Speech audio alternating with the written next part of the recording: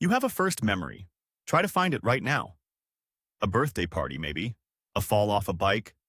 A parent's voice in a dark room. Now ask yourself something you've probably never asked before. Why does your memory start there, and not earlier? You were alive before that moment. You were laughing, crying, learning language, forming attachments. You had a brain that was working, watching, absorbing the entire world around you. So where did all of it go? The answer is far stranger than you were too young to remember. Your brain wasn't failing you as a baby. It was doing something else entirely. Something that scientists only recently began to understand. And once you see what was actually happening in those early years, you'll never think about your own mind the same way again. Here's the strange part first. You do remember. Somewhere in there, the sounds, the smells, the faces are still stored. But you can't get to them. It's not a blank tape. It's a locked room. Think about how strange that actually is.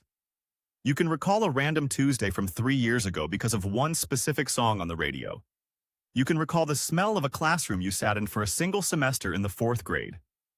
Your brain is clearly capable of holding on to small, seemingly unimportant details for decades.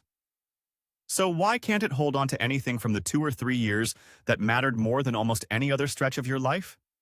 The years when you learned to walk, the years when you learned to speak, the years when you learned for the first time that the people around you could be trusted or couldn't. All of that happened. None of it is retrievable. That gap has a name, and it has an explanation, and neither one is what you'd expect. Sigmund Freud was the first person to give this a name, more than a century ago. He called it infantile amnesia, the mysterious disappearance of our earliest years from conscious memory. He guessed it happened because those years were emotionally repressed, buried on purpose by the mind. He was wrong about the reason. But he was right that something specific, something structural, was going on. And it took modern neuroscience almost 100 years to catch up to the mystery he pointed at. Think about what a baby actually experiences. Everything is new. Every face, every object, every sound is arriving for the first time without a single frame of reference to hang it on. An infant's brain is a storm of raw sensation, bright light, loud noise, a warm body pressed close.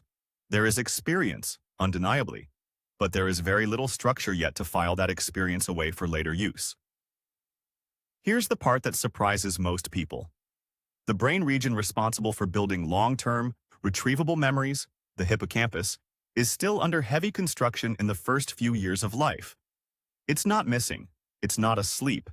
It's assembling itself, wiring new connections at a staggering pace, but it isn't yet built for the specific job of stamping an experience with a date, a place, and a "this happened to me" label.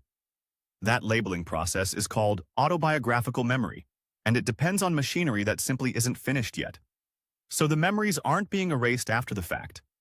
In many cases, they were never fully written down to begin with. Imagine trying to save a document on a computer that hasn't finished installing its hard drive. The keystrokes still happen. The work still gets done in the moment. But there's nowhere stable yet to store the file for next year or next decade. There's a further wrinkle here, and it's one most people never hear about. The hippocampus isn't a single unit that switches on all at once, like flipping a light switch in a finished house. It's made of several distinct subregions, and each one matures on its own separate timeline. Some of those regions are ready remarkably early, which is exactly why a 2-year-old can remember what happened yesterday, or even last week. That short-term, close-range memory works just fine. What takes years longer to finish is the part responsible for weaving an experience into a stable, long-term, retrievable narrative. The part that lets a memory survive not just for a week, but for a lifetime. So a toddler isn't memoryless. A toddler is running on the temporary system, while the permanent one is still being wired underneath. This is where the science gets genuinely fascinating, because it isn't just theory. Carole Peterson, a psychologist who has spent decades studying childhood memory at Memorial University of Newfoundland, ran a striking series of studies. She interviewed young children about memorable events, then went back years later and asked them again. What she found was unsettling. Even memories children clearly held onto for a few years afterward would often vanish entirely by adolescence. The children hadn't repressed anything, hadn't been traumatized into forgetting.